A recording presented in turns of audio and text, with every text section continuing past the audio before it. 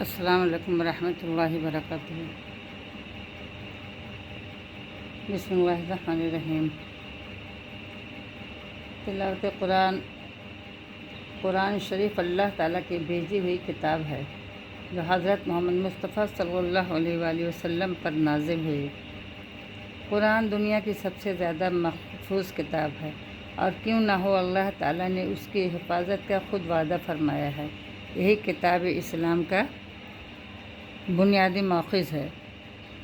پیارے نبی کریم صلی اللہ علیہ وسلم کا ارشاد گرامی ہے، میری امت کے لیے سب سے بہتر عبادت قرآن کی تلاوت ہے۔ قرآن مجید کا پڑھنا باعث برکت، اس کا سمجھنا باعث ہدایت، اور اس پر عمل کرنا باعث نجات ہے۔ چنانچہ نبی کریم صلی اللہ علیہ وآلہ وسلم کا ارشاد ہے، تم میں سب سے اچھا آدمی وہ ہے جو قرآن پڑھے اور دوسروں کو سکھائے۔ قرآن پڑھے اور دوسروں کو سکھائے۔ قرآن شریف کی تلاوت ذوق شوق سے دل لگا کر کیجیے۔ نبی کریم صلی اللہ علیہ وسلم نے فرمایا، بندہ تلاوت قرآن ہی کے ذریعے خدا کا سب سے زیادہ قرب حاصل کرتا ہے۔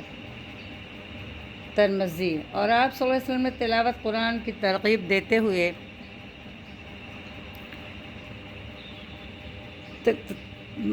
قرآن شریف کی تلاوت کا ذوق و شوق سے دل لگا کر کیجیے۔ نبی کریم صلی اللہ علیہ وسلم کی تلاوت نے فرمایا، بندہ تلاوت قرآن ہی کے ذریعے خدا کا سب سے زیادہ قرب حاصل کرتا ہے۔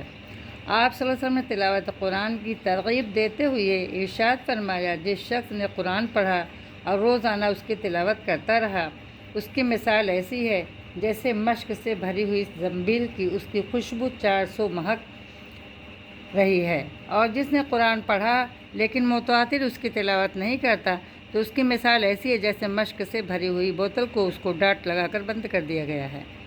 یہی وہ کلام پاک جو لوگوں کے لیے عبرت و نصیحت، گمراہی، ظلمت مٹانے کے واسطے روشنی ہدایت ہے، جو رحمت بھی ہے، شفا بھی ہے، بشارت ہے اور نور بھی ہے، اور مکمل ضابطہ حیات بھی ہے۔ حضرت ابو ذر غفاری رضی اللہ فرماتے ہیں کہ میں حضور پاک صلی اللہ علیہ وسلم کی خدمت میں حاضر ہوا۔ میں نے عرض کیا کہ آپ ہدایت فرمائیں۔ آپ صلی اللہ علیہ وسلم نے ارشاد فرمایا، اللہ کا تقوی اختیار کرو، یہ چیز تمہارے پورے دین اور تمام معاملات کو ٹھیک حالت میں رکھنے والی ہے۔ میں نے کہا کچھ اور فرمایا؟ میں آپ صلی اللہ علیہ وسلم نے کہا تو آپ صلی اللہ علیہ وسلم نے کہا، اپنے کو قرآن کی تلاوت، اللہ عز و جل کے ذکر کا پابند بنا لو، خدا تمہیں آسمان پر یاد کرے گا اور دنیا کی زندگی کی تاریکیوں میں تمہارے لیے روشنی کا کام دے گا۔ جو شخص قرآن شریف پڑھتا یا سنتا ہے، اس کے نامہ اعمال میں ایک ایک حرف کے بدلے 10 نیکیاں لکھی جاتی ہیں، 10 گناہ مٹائے جاتے ہیں، 10 گناہ مٹائے جاتے ہیں اور 10 درجے بڑھائے جاتے ہیں۔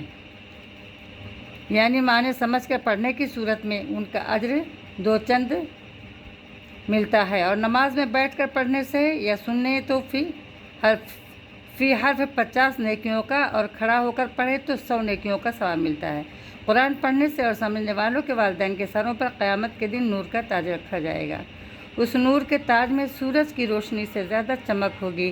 جب اس کے والدین کا یہ حال ہوگا تو اس کی حالت کا اندازہ لگایا جا سکتا ہے کہ خود اس کی قدر و منزلت کس درجہ ہوگی۔